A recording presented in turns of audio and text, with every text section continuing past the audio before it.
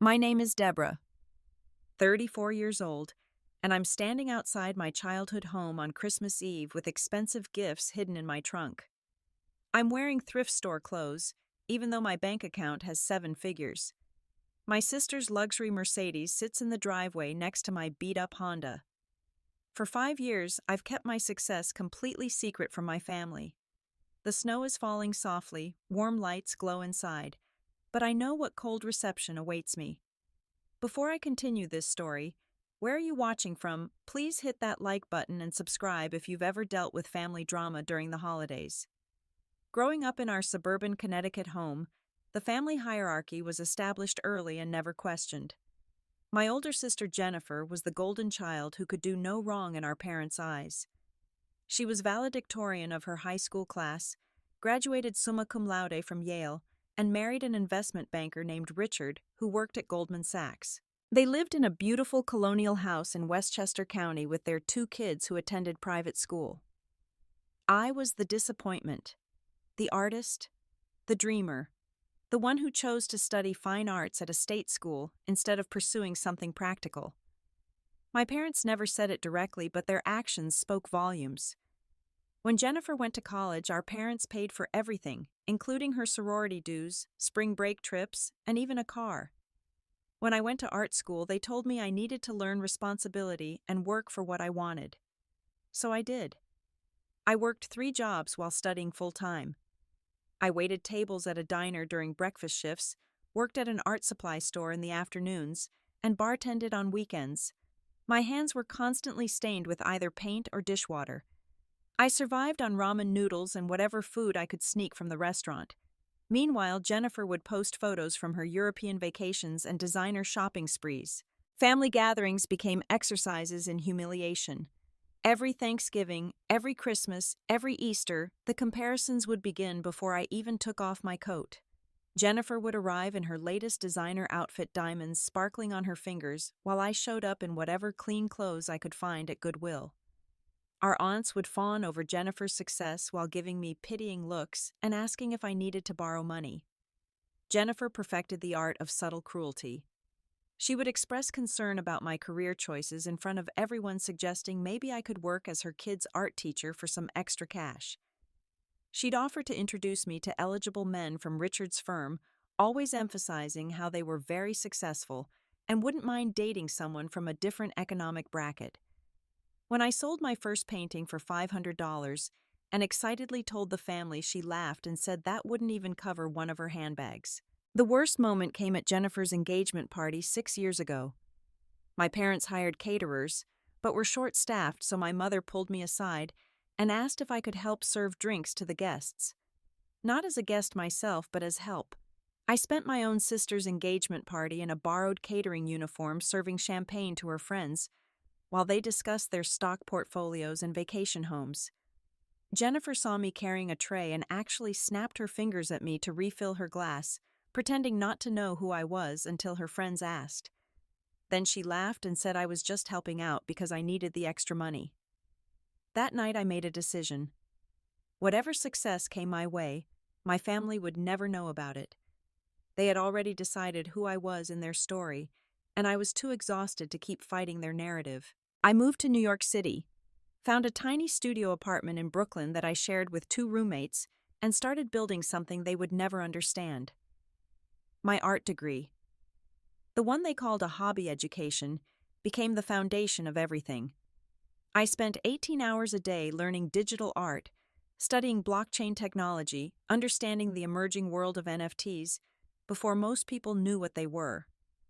My roommates thought I was crazy staying up all night creating digital pieces while still working my restaurant job to pay rent. My family never asked what I was doing. They assumed I was failing, and I let them believe it.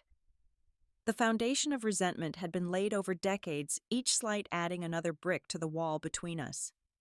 Every dismissive comment about my choices, every comparison to Jennifer's perfect life, every suggestion that I should give up and find a real job, all of it fueled my determination to succeed on my own terms. But more importantly, it taught me that some people's approval isn't worth seeking, even when those people are your own family. 3 years ago, everything changed overnight, though my family would never know it. I had been working on a digital art collection for months, a series called Invisible Women that explored themes of being overlooked and undervalued. I minted it as NFTs on a Thursday night, went to sleep, and woke up to find that a prominent collector had bought the entire collection for $50,000. I sat on my mattress on the floor of that cramped Brooklyn apartment, staring at my laptop screen, refreshing the page over and over because I couldn't believe it was real. My roommate knocked on my door to complain about her boyfriend saw my face and asked if someone had died. When I showed her the screen, she screamed so loud the neighbors called the cops. Within a month, collectors were bidding on my work. Within 3 months, I was making more for my art than I'd made in 5 years of restaurant work. But the real breakthrough came when I launched an online platform teaching digital art techniques to aspiring artists. The subscription model started slowly, maybe 100 students in the first month. By the end of the year, I had 10,000 students paying monthly subscriptions. The revenue was reaching 6 figures every single month. I incorporated an LLC called Digital Dreams Studio and purchased a penthouse apartment in Manhattan under the company name. The realtor kept asking if I was sure I could afford it, looking at my thrift store clothes with obvious skepticism. When I transferred the full payment in cash, she nearly fainted. The penthouse had floor-to-ceiling windows overlooking Central Park, a private terrace, and an art studio with perfect natural light. It was everything I had dreamed of while serving champagne at Jennifer's parties. My investment portfolio grew strategically.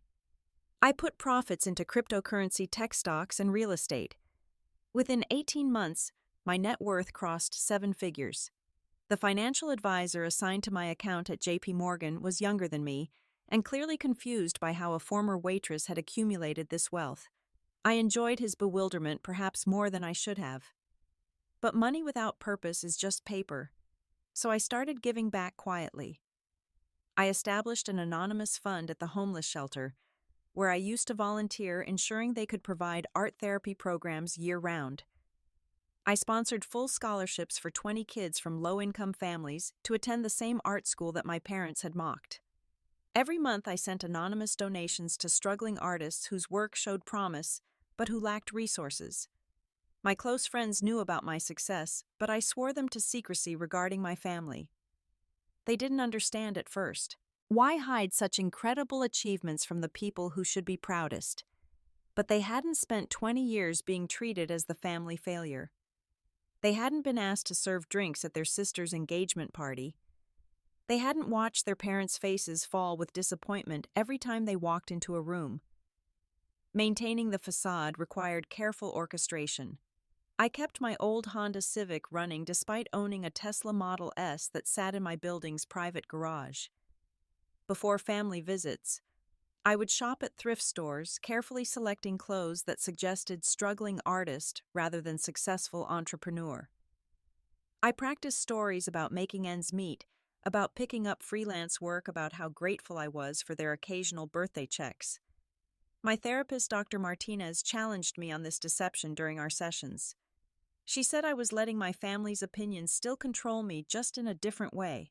Maybe she was right, but I wasn't ready to give them the satisfaction of knowing they had been wrong about me. Or worse, watching them suddenly change their treatment of me based solely on my bank account. I wanted them to love me for who I was, not what I had achieved, and they had already shown me that was impossible. Building a separate life became my freedom. I attended gallery openings where my work was featured, gave talks at conferences about digital art. Innovation was interviewed by Forbes about young entrepreneurs disrupting the art world. None of this existed in my family's universe. To them, I was still Deborah, the struggling artist who couldn't get her life together, and maintaining that illusion felt like protecting something precious from their contamination. The internal conflict ate at me sometimes. Late at night in my penthouse, looking out at the city lights, I wondered if I was being petty. Maybe I should have revealed everything years ago, shown them how wrong they were. But then I would remember Jennifer's laugh when I told her about my first sale, my mother's embarrassment when her friends asked what her younger daughter did for a living, my father's refusal to hang any of my paintings in their house because they didn't match the decor. No, they had made their choice about who I was to them. My success was mine alone. 2 weeks before Christmas, the annual mandatory family gathering email arrived from my mother. The subject line read, "Important Christmas plans," in all caps, as if any of us might dare consider this invitation optional. Jennifer would be hosting at her new house in Greenwich, the McMansion she and Richard had purchased after his promotion to partner. The email emphasized this would be a celebration of the family's successful year, with everyone expected to share their accomplishments. My stomach clenched reading those words. Successful year. Accomplishments. These gatherings were never about celebrating everyone. They were Jennifer's personal showcase with the rest of us, serving as an appreciative audience. The email included a note that dress code was cocktail attire, and my mother had added a P.S., specifically for me, "Deborah, please make an effort this year." The anxiety started building immediately. Most people worried about normal holiday stress like cooking or gift shopping. I worried about maintaining an elaborate deception while enduring my family's condescension. I began preparing my cover story, the fictional year of barely scraping by that I would present, while Jennifer bragged about Richard's promotion and their new vacation home in the Hamptons. Gift shopping required strategy. For my family, I prepared handmade items that suggested thoughtfulness, born from financial necessity rather than choice. A painted ornament for my mother, a sketched portrait for my father, homemade cookies for Jennifer's kids. The real presents, designer scarves and generous checks, remained hidden in my apartment. Maybe someday I would give them, but not this year. My mother called a week before Christmas to discuss logistics. She wanted me to bring my famous spinach artichoke dip, the one recipe everyone agreed I excelled at. Then, as always, the conversation turned to my life choices. Had I considered taking some business classes? Maybe Jennifer could help me find a more stable job at Richard's firm, something in administration that would provide health insurance. I murmured non-committal responses while pacing my penthouse, looking at my investment portfolio on my laptop, showing gains that exceeded Richard's annual salary. She ended the call with her favorite refrain about how I could learn so much from Jennifer if I would just listen and apply myself. The irony was that I had learned from Jennifer just not the lessons my mother intended. I had learned that success without compassion was hollow, that wealth without kindness was worthless, and that some people would never see your value regardless of your achievements. I met my best friend Sarah for coffee the next day to vent. She was one of the few people who knew everything about the money, the family dynamics, the exhausting charade I maintained. She urged me to finally reveal the truth this year, to show up in my Tesla wearing designer clothes and watch their jaws drop. The fantasy was tempting, but I wasn't ready. Maybe next year, I told her the same thing I had said the previous 2 years. Christmas Eve arrived gray and cold with snow beginning to fall as I prepared for the drive to Greenwich. I stood in my walk-in closet surrounded by designer clothes I never wore around family and selected my costume carefully. A sweater from Goodwill with a small hole in the sleeve. I could pretend not to notice. Jeans that were respectfully clean, but clearly old boots I had worn during my waitressing days that still showed scuff marks. The transformation was complete when I pulled my hair into the messy bun of someone too tired and poor to style it properly. The real challenge was switching cars. I drove my Tesla to a parking garage 10 blocks from my building, then walked to the lot where I kept my Honda. The engine coughed to life, reluctantly protesting the cold weather.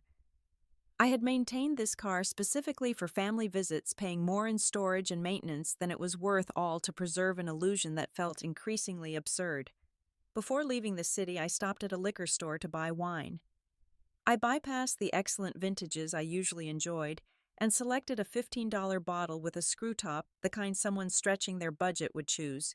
The cashier, who recognized me as a regular customer who usually bought premium wines, raised an eyebrow but said nothing. I had become an expert at living 2 completely different lives. As I drove toward Connecticut, memories flooded back of every previous holiday humiliation. The Christmas when Jennifer announced her pregnancy while I was unemployed. The Thanksgiving when Richard offered to hire me as their nanny. The Easter when my aunt suggested I consider marrying for financial security since my art clearly wasn't working out. Each memory strengthened my resolve to maintain my secret for 1 more year. My phone buzzed with a text from Jennifer. Try not to embarrass the family tonight. Richard's boss will be there. I stared at those words at a red light, feeling the familiar mix of anger and hurt. She didn't even pretend to welcome me as a sister anymore. I was simply a potential source of embarrassment to be managed. I deleted the text without responding and continued driving through the falling snow toward what would unknowingly be the last Christmas I would spend pretending to be someone I wasn't. Jennifer's house looked like something from a Christmas movie, with professional decorators having clearly worked their magic. White lights traced every architectural detail, wreaths hung on each window, and a massive tree glowed through the front bay window. The circular driveway was full of luxury vehicles, including Mercedes BMWs and Richard's new Porsche. A valet parking attendant approached my Honda with barely concealed disdain, clearly wondering if I was lost. I handed him my keys and watched him park my car at the far end, away from the premium vehicles, as if poverty might be contagious. Walking to the front door, I could hear laughter and classical music from inside, the sound of successful people celebrating their success. I stood on the porch for a moment, taking deep breaths, preparing for the performance of my life. Jennifer answered the door in a stunning red cocktail dress that probably cost more than most people's monthly rent. Her diamond necklace caught the light, temporarily blinding me. She looked me up and down with practiced disappointment, her smile never wavering as she air-kissed my cheek, and whispered that perhaps I could have tried a little harder with my appearance since Richard's colleagues were here. The house tour was mandatory. Jennifer insisting on showing me every room, every renovation, every piece of art they had acquired. She mentioned prices casually, but deliberately watching my face for signs of the envy she expected. The kitchen had been redone with Italian marble countertops that cost $40,000 alone. The living room featured a Steinway grand piano that neither she nor Richard played. Every detail screamed wealth in the most tasteless way possible. In the kitchen, I encountered my aunts Patricia and Dorothy, huddled together gossiping with the enthusiasm of teenagers. They stopped talking when they saw me exchanging meaningful looks that suggested I had been their topic. Aunt Patricia recovered first, pulling me into a hug that felt more like an inspection, checking for signs of further deterioration in my circumstances. The interrogation began immediately. Was I dating anyone? No, still single, focusing on my art. Was I still living with roommates? Yes, it helped with expenses. Had I sold any paintings lately? A few small pieces, nothing significant. They exchanged those looks again, the ones that said, "Poor Deborah. What a shame, such wasted potential."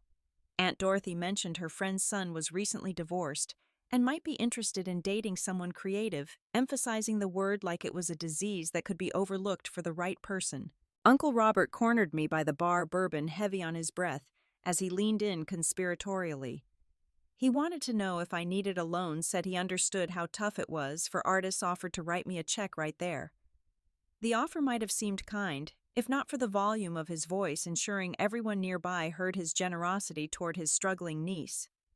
I declined politely, and he patted my shoulder with the condescension of someone who expected me to come begging eventually.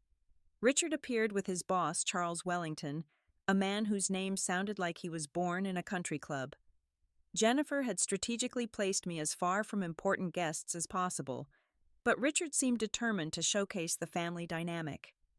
He introduced me as Jennifer's artistic sister, emphasizing artistic like it meant unemployed, then launched into unsolicited career advice about how creativity was nice, but stability was better. His boss nodded sagely, adding that his daughter had gone through an artistic phase too, before getting serious about life. The dinner seating arrangement told me everything about my place in the family hierarchy. The main table seated the successful adults, including Jennifer, Richard, their important friends, my parents, and the wealthy aunts and uncles. I was relegated to what Jennifer cheerfully called the fun table, which was essentially the kids' table plus me.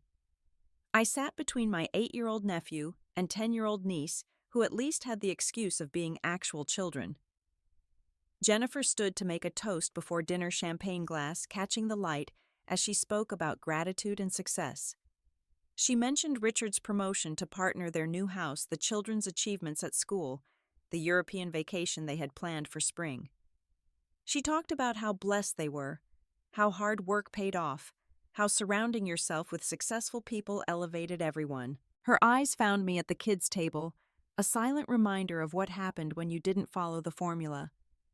The dinner conversation revolved around money in various forms: stock portfolios, real estate investments, private school tuitions, vacation home renovations.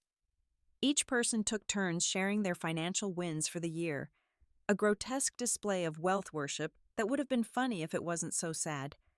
Jennifer mentioned they were considering buying a yacht, just a small one, 40 feet, nothing ostentatious. When the attention finally turned to me, the entire room seemed to lean in with morbid curiosity, like watching a car accident in slow motion. What had Deborah accomplished this year? I mumbled something about working on some new pieces, picking up freelance projects, getting by. The silence that followed was deafening. My mother's face showed familiar disappointment, while my father suddenly became very interested in his wine glass. Jennifer filled the silence with practiced fake sympathy, her voice dripping with condescension as she said, "It must be so fulfilling to pursue your passion, even if it didn't pay the bills." She offered again to help me find something more practical, maybe as a receptionist at Richard's firm, where I could use my people skills. The other guests murmured supportively, agreeing that sometimes we had to sacrifice our dreams for reality, that there was no shame in admitting when something wasn't working out. My 8-year-old nephew, innocent in his curiosity, asked why I didn't have a big house like his mommy. Before I could answer, Jennifer laughed and said not everyone could be successful, that some people were meant to be creative, instead making it sound like a consolation prize for those who couldn't achieve real accomplishments. The entire table nodded sympathetically, looking at me with the kind of pity reserved for people with terminal illnesses or recent divorces. After dinner, as guests mingled with cognac and dessert, Jennifer cornered me in the hallway leading to the powder room. Her face had lost its public sweetness, replaced with cold irritation. She grabbed my arm, manicured nails, digging in slightly, and pulled me into the study where we wouldn't be overheard. The door clicked shut with an ominous finality. She started with accusations about money our parents had lent me over the years, small amounts for rent or groceries, during my struggling artist phase, that I had actually already paid back without telling anyone.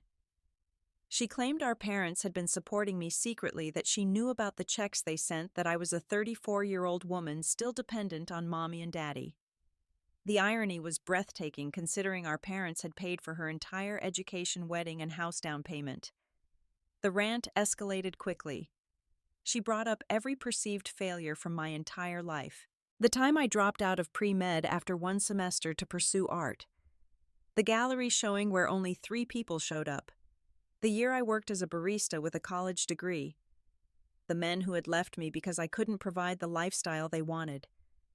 Each word was carefully chosen to cut deep decades of resentment pouring out in a tsunami of cruelty.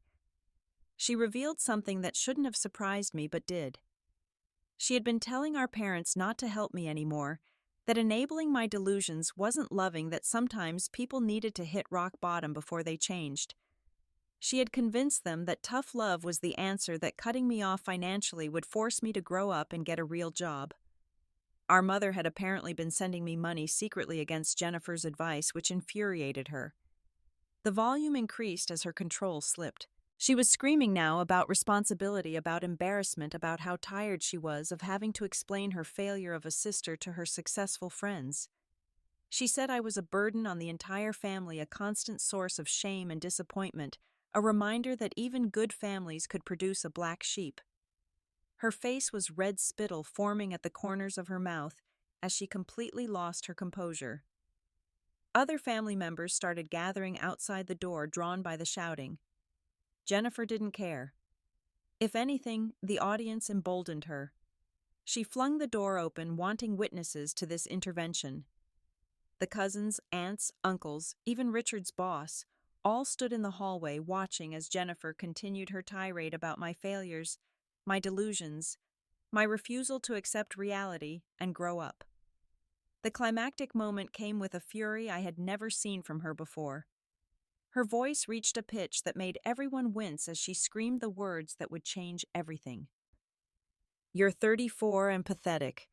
You can't keep living like this. Just go live in the streets where you belong.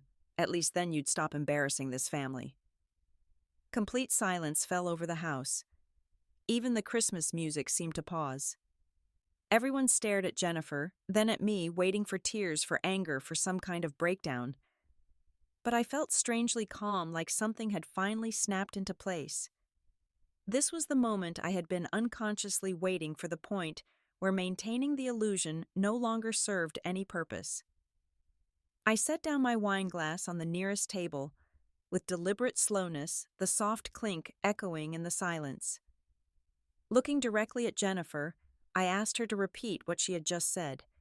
I wanted everyone to hear it again, wanted it burned into their memories. She doubled down, her voice slightly less certain but still cruel, repeating that I should go live in the streets where I belonged, since I clearly couldn't function in normal society. Our parents stood among the watching crowd, and neither made any move to defend me. My mother actually looked away as if she agreed, but wouldn't say it out loud. My father studied his shoes like they held the secrets of the universe. Not one family member spoke up to say Jennifer had gone too far. Their silence was complicit agreement. I pulled out my phone from my pocket, the latest iPhone that I had hidden in an old case to make it look outdated. "I want to show you something," I said quietly. Jennifer laughed, assuming I was about to show another piece of art nobody would buy, mocking me for thinking this was the time for show and tell. The other relatives tittered nervously, uncomfortable but curious. "Actually," I said, my voice steady and clear, "I want to show you where I live. Since you think I belong in the streets, let me show you exactly where I actually live." Jennifer's laugh was sharp and mean. "What, your sad little shared apartment in Brooklyn? We already know you live in squalor, Deborah. That's the whole point. You're 34 and still living like a college student." I smiled for the first time that evening, a real smile, not the practiced one I wore to family gatherings. "No, Jennifer. I want to show you my penthouse." The word penthouse hung in the air like a foreign language nobody could translate. Jennifer's face went through several expressions in rapid succession, including confusion, annoyance, and the beginning of uncertainty. She forced another laugh, but it sounded hollow now. "Right, your penthouse. What is this, some kind of art project, virtual reality? Stop wasting everyone's time with your games." I opened my phone and pulled up the photos I had never planned to show them. The first image filled the screen, my living room with floor-to-ceiling windows overlooking Central Park, winter sunlight streaming across Italian leather furniture and original artwork on the walls. I held the phone up so everyone could see, then slowly swiped to the next photo, showing my terrace with the Manhattan skyline as backdrop. "Those are stock photos," Jennifer said immediately, but her voice wavered. "You got those from the internet. This is pathetic even for you. You're so desperate to impress us that you're pretending someone else's home is yours." Instead of arguing, I opened FaceTime and called Marcus, my building's concierge. His face appeared on screen, professional smile widening when he saw me. "Good evening, Ms. Deborah. How can I help you tonight? Is everything all right at the penthouse?" "Hi, Marcus," I said, aware that everyone had gone completely silent. "I'm with family and wanted to show them my home. Would you mind going up to my apartment? I left the lights on in the studio." "Of course, Ms. Deborah. Let me get your keys from the lockbox. Should I do a full tour or just the main spaces?" Jennifer grabbed for my phone, but I pulled it back. Marcus was already in the elevator making small talk about the snow and asking if I needed anything delivered for the holidays. The elevator opened directly into my apartment, something that only happened with penthouse units, and Marcus walked through my space with practiced ease, having done this before when I needed him to let in delivery people while I was away. The video tour was devastating in its casualness. Marcus walked through rooms that screamed wealth without trying past my recording setup for the online teaching platform through the art studio, where several pieces in progress sat on easels, into the kitchen with its professional-grade appliances I actually knew how to use. He stopped at the wall of awards and magazine covers, featuring my work things I had never mentioned to my family. "Is this good, Ms. Deborah?" Marcus asked. "Should I show them the view from the primary bedroom? The city looks beautiful tonight with the snow." Jennifer's face had gone pale, her mouth opening and closing without sound. Richard stepped forward, analyst brain trying to process what he was seeing. This has to be fake. Some kind of app or filter or something. There's no way. I ended the call with Marcus and pulled up my banking app, something I had never intended to show anyone in my family. The account balance appeared on screen, 7 figures, clear and undeniable.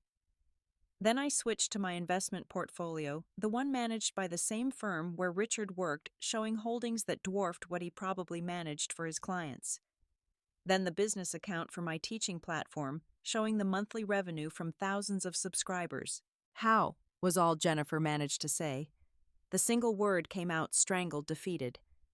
I pulled up the Forbes article from last year, the one with the headline, Young Artists Making Millions in the Digital Age, where I was featured prominently. Then the New York Times piece about my NFT collection breaking sales records. Then the Bloomberg interview about disrupting art education through online platforms. Years of success I had hidden, all laid bare in a few swipes. The silence in the room was complete. Even the children had stopped playing in the other room, sensing the shift in energy. Jennifer's carefully constructed world, where she was the successful one and I was the failure, had shattered like expensive crystal on marble floors. She stumbled backward, Richard catching her arm to steady her. "You lied to us," she finally said, but it sounded weak, hypocritical.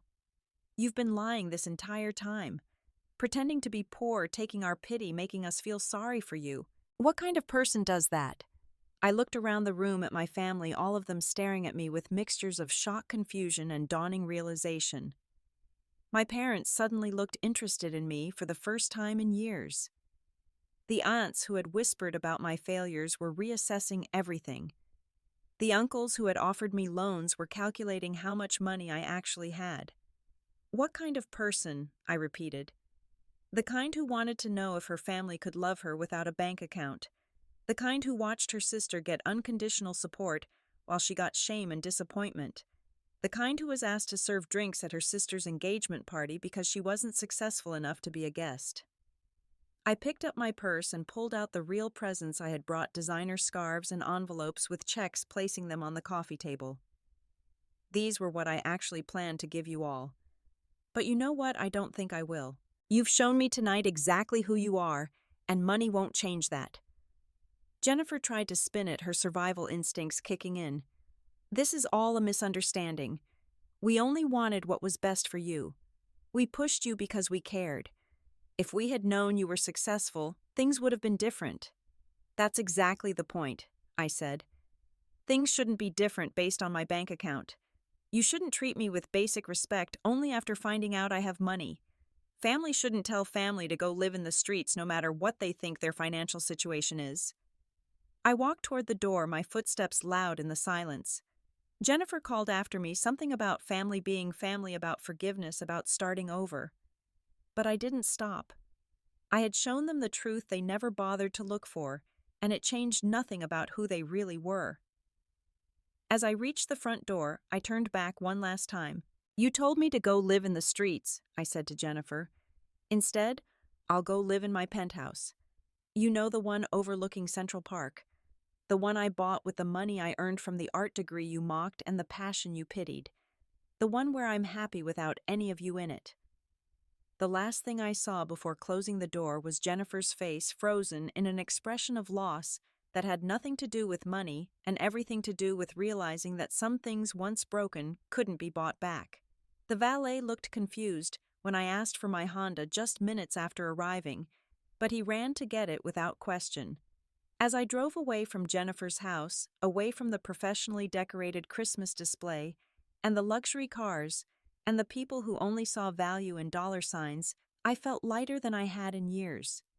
Snow was falling heavier now, coating the world in clean white that made everything look new. I drove the Honda to the parking garage in the city where my Tesla waited, making the switch for the last time.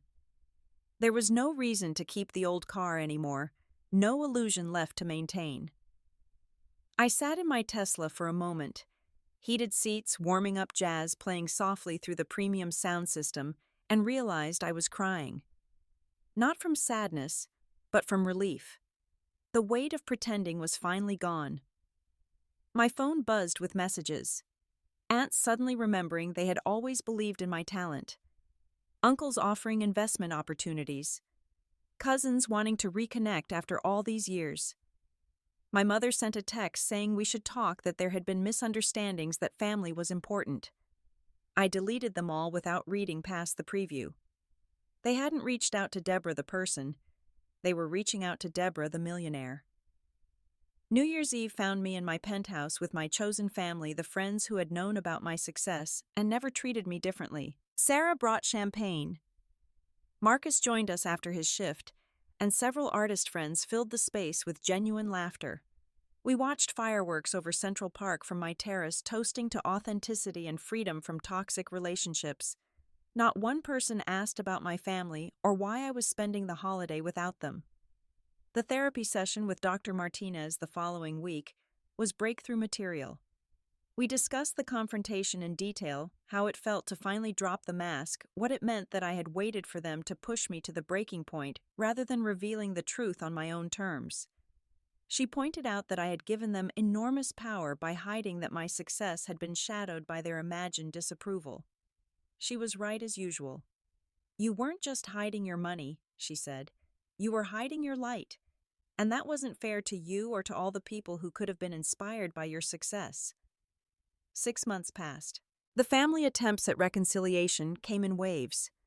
First, Jennifer's email apology, 3 pages of justification disguised as remorse that ended with a mention of a business opportunity she thought I might be interested in. Then my father's awkward phone call, where he talked about everything except the elephant in the room before finally asking if I could help with some investments. My mother sent flowers with a card saying she had always been proud of me, conveniently forgetting years of disappointment. The most honest communication came from my nephew, who sent me a hand-drawn picture with a note saying he thought my apartment was cool and asking if he could visit to see the view. I sent him art supplies and a promise that when he was older, if he wanted to learn, I would teach him. Children weren't responsible for their parents' choices, and I wouldn't punish him for Jennifer's behavior. I continued building my business, but now without the shadow of secrecy. The freedom to speak openly about my success in interviews, to attend family events of chosen friends without crafting elaborate lies to simply exist as myself, was intoxicating. My art evolved too, becoming bolder and more authentic, without the weight of hiding. The new collection I released that spring sold for double what my previous work had commanded. Mentoring young artists became a passion project that filled the family-shaped void in my life. I established a formal program for artists from backgrounds like mine, where talent was dismissed because it didn't follow traditional paths to success. Watching them flourish, seeing their families' faces at gallery openings, observing the transformation from doubt to pride, healed something in me that I hadn't realized was still wounded. One student, Maria, reminded me particularly of myself. She came from a family of doctors who couldn't understand her need to create. During our sessions, she would cry about their disappointment, their constant comparisons to her successful siblings, their suggestions that art could be a hobby after she got a real job. I shared my story with her, the whole truth, and watched her shoulders straighten with renewed determination. The deepest lesson came slowly revealed through months of living authentically. Success had never been about proving them wrong. It wasn't even about proving myself right. Success was about freedom, the ability to choose who deserved space in my life, whose opinions mattered, whose love was worth seeking. The money was nice, but the liberation from seeking approval from people incapable of giving it was priceless. My wealth didn't determine my worth any more than my poverty had. The family that had rejected me when I was struggling didn't deserve me when I was thriving. Real love doesn't have a minimum bank balance requirement. Real support doesn't wait for success to manifest. Real family doesn't threaten abandonment when you don't meet their standards. Looking back now, I understand that hiding my success gave them power they didn't deserve. Every family gathering where I pretended to be struggling, every pitying look I endured, every condescending offer of help I declined, all of it was my choice to prioritize their opinion over my truth. The confrontation at Christmas hadn't been about revealing my wealth. It had been about finally choosing myself over their approval. The most profound realization was that I had succeeded not despite their lack of faith, but because of it. Their dismissal had forced me to build internal validation. Their mockery had taught me that external approval was unreliable. Their conditional love had shown me what unconditional self-acceptance looked like. In trying to break me, they had forged something unbreakable. The penthouse is quiet tonight, as snow falls over Manhattan, exactly 1 year after that Christmas confrontation. I'm preparing to host my own holiday gathering tomorrow with the family I chose, the ones who knew me at my lowest and celebrated my rise without jealousy or judgment. The presents under my tree are thoughtful rather than expensive, chosen with love rather than obligation. Jennifer sent another message yesterday, something about the children missing their aunt, about time healing wounds, about moving forward. I didn't respond, but I didn't delete it either. Maybe someday there will be space for reconciliation, but it will be on terms that honor who I am, not what I have. It will require acknowledgement that their treatment was wrong, regardless of my bank account, that love shouldn't be conditional on success. The greatest gift I gave myself wasn't the penthouse or the Tesla or the 7-figure bank account.